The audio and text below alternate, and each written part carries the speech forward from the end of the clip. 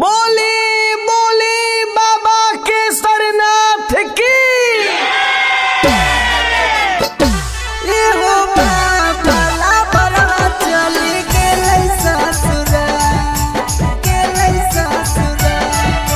बेवफा recording studio Nawada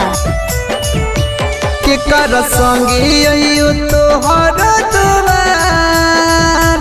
ए हो बाला बरवा चली गेलै ससुरा बाबला गई नहीं मनावा हमारा हो कैसे बन के अयो तोहर पुजरिया के कर संगे अयो तोहर दुआर ए हो बाला बरवा चली गेलै ससुरा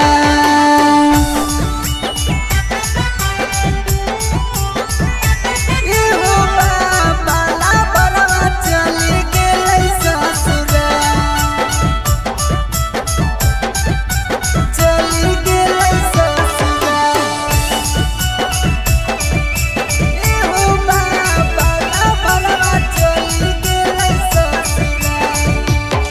अरे उठाइला हरिया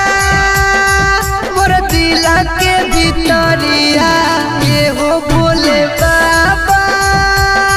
तो फेरी दाना जरिया ये हो बाबा हमरा कर दाऊ पकर जी मारी दिल कई हमर दिलावा पतिरिया के कर संगे अयो तोहर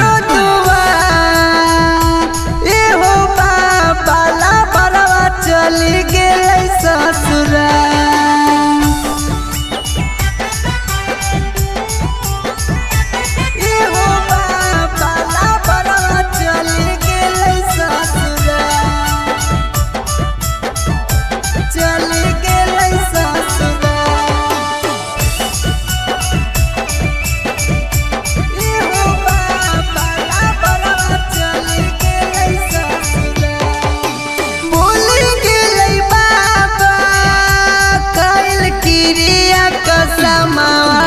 छोड़ी चली गेलै उ दूसरा अंगनवा रंजन पप्पू करो हो पुकार जी